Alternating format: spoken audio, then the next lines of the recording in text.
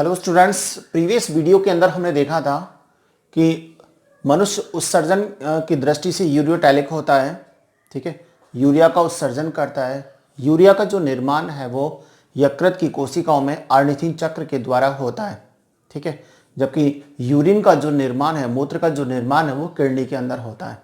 ठीक है, इसके अलावा हमने उत्सर्जी पदार्थ के आधार पर विभिन्न प्रकार के जीवों की बात की थी। Ammonotelic, aminotelic, ureotelic and uricotelic. तो अलग अलग प्रकार के जीव अपने आवास के अकॉर्डिंग अलग अलग प्रकार के नाइट्रोजन युक्त अपशिष्ट पदार्थों का उत्सर्जन करते हैं।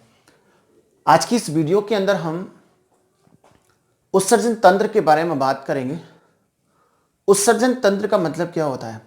शरीर में उपस्थित वे सभी अंग जो नाइट्रोजन युक्त अपशिष्ट पदार्थों के उत्सर्जन में योगदान देते हैं, हेल्प करते हैं।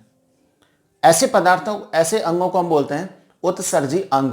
और उत्सर्जी, अनेक प्रकार के उत्सर्जी अंग परस्पर मिलकर के क्या बनाते हैं? उत्सर्जन तंत्र का निर्माण करते हैं। ठीक है, अब उत्सर्जन तंत्र के अंदर सबसे पहले जो सबसे मेन इंपॉर्टेंट ऑर्गन्स होता है वो है किडनी। एक जोड़ी किडनी, एक जोड़ी वृक्क मुख्य उत्सर्जी अंग के रूप में होते हैं।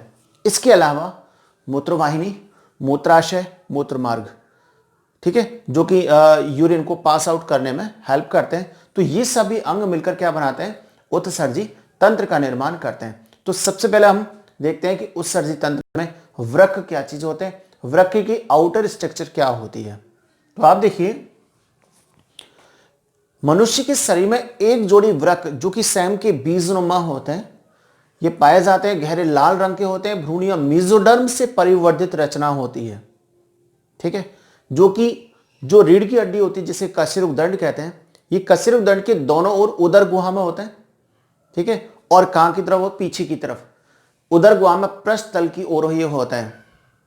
इन दोनों वृक्कों को जो सपोर्ट देता है, प्रोटेक्टिव देता है, वो करेगा 11वीं और 12वीं जोड़ी जो फ्लोटिंग रिब्स होती हैं, उन पसलियों के द्वारा ये सेफ होता है, सुरक्षित रहता है। ठीक है, यदि अपन इनकी आकार की बात करें तो लगभग 10 सेंटीमीटर लंबाई, 5 सेंटीमीटर चौड़ाई और लगभग कह सकते हैं 3 सेंटीमीटर मोटाई के होते हैं, जिनका वजन लगभग 120 से लेकर के 170 ग्राम होता है। ठीक है, इन दोनों वृक्कों के ऊपर एड्रिनल ग्रंथि, जो कि एक कैप लाइक स्ट्रक्चर होती है, एड्रिनल ग्रंथि वृक्क के ऊपर होती है, अतः इसको हम बोलते हैं अधिवृक्क ग्रंथि कह सकते हैं। ठीक है, जो वृक्क होता है मनुष्य के अंदर, दायां वृक्क थोड़ा सा नीचे है लेफ्ट साइड की तुलना में। उसका कारण है यहाँ पर आमाशय की उपस्थिति। तो आमाशय की उपस्थिति के कारण जो दायां लगभग 16 mm नीचे होता है। प्रत्येक वृक्क का जो बाहर का ऊपर का उभरा हुआ पार्ट होता है, जो कि एक प्रकार का उत्तल सतह है, और अंदर का गर्तनुमा होता है जिसे बोलते हैं अवतल सतह। अवतल सतह का जो केंद्रीय भाग होता है उसे हम कहते हैं नाभिका यानी हाइलम। तो ये जो भाग होता है अंदर का, ये नाभिका कहलाती है, हाइलम कहलाती है। इसी नाभिका में वृक्कीय धमनी, तंत्रिकाएं सब प्रवेश करती हैं। वृक्कीय सिरा और मूत्रवाहिनी सब बाहर की ओर निकलती है। तो यहां देखो, मूत्रवाहिनी बाहर की ओर निकलती है और वृक्कीय सिरा बाहर की ओर निकलती है, जिसमें अशुद्ध रक्त का परिवहन होता है, और वृक्कीय धमनी जो कि शुद्ध रक्त को अंदर की ओर लेकर जाती है। ठीक है, यह हाइलम पार्ट होता है। प्रत्येक हाइलम से, प्रत्येक वृक्क के हाइलम से एक मोटी लंबी एक नलिका का रचना बाहर निकलती है, जिसे बोलते हैं मूत्रवाहिनी। एक जोड़ी मूत्रवाहिनी है। प्रत्येक मूत्रवाहिनी का अग्र जो चौड़ा सिरा होता है, ये अपन वृक्क की जो आंतरिक संरचना आएगी उसके अंदर बात करेंगे। प्रत्येक मूत्रवाहिनी का जो समीपस्थ पार्ट होता है वो चौड़ा होता है, वो पेल्विस कहलाता है, जबकि इसका दूरस्थ भाग मूत्राशय में खुल जाता है। ठीक है, तो एक जोड़ी मूत्रवाहिनी यहां पर निकलती है।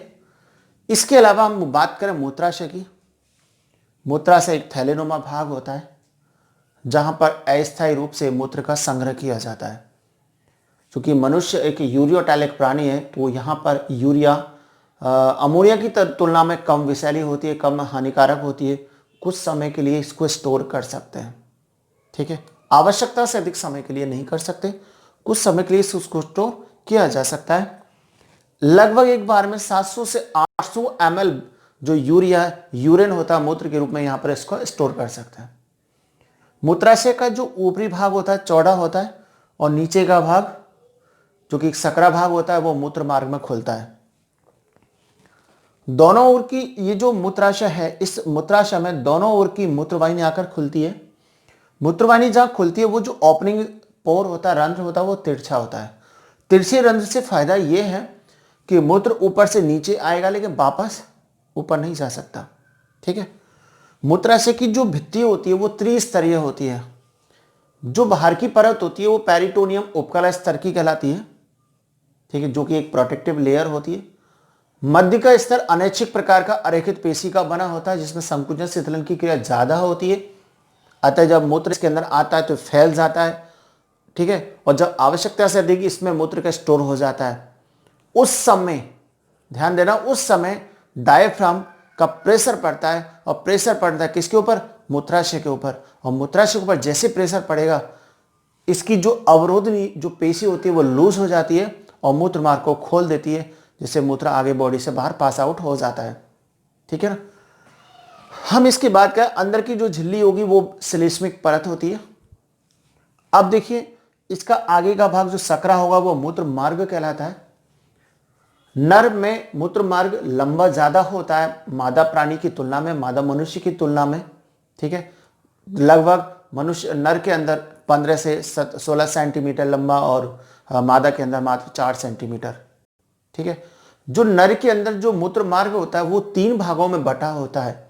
एक वह भाग जो कि प्रोस्टेट ग्रंथि में से गुजरता है, प्रोस्टेट मार्ग कहलाता है। मध्य का झिल्लीय मार्ग होता है और आगे का जो सबसे बड़ा भाग होता है वो शिश्नीय मार्ग कहलाता है। ठीक है, जबकि मादा के अंदर झिल्लीय और प्रोस्टेटिक मार्ग नहीं होता। ठीक है, तो इस तरीका से यहां पर एक हमने जनरल टॉपिक के रूप में उत्सर्जन तंत्र अथवा वृक्क की या उत्सर्जन तंत्र की बाहर की संरचना के बारे में हमने बात की थी। ठीक है, ये आपको समझ में आई होगी। आगे भी आपको और उत्सर्जन तंत्र से संबंधित एक छोटे छोटे पार्ट्स के रूप में आपको नई नई वीडियोस मिलेंगी।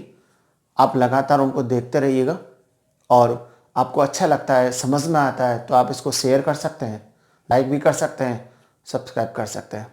ओके।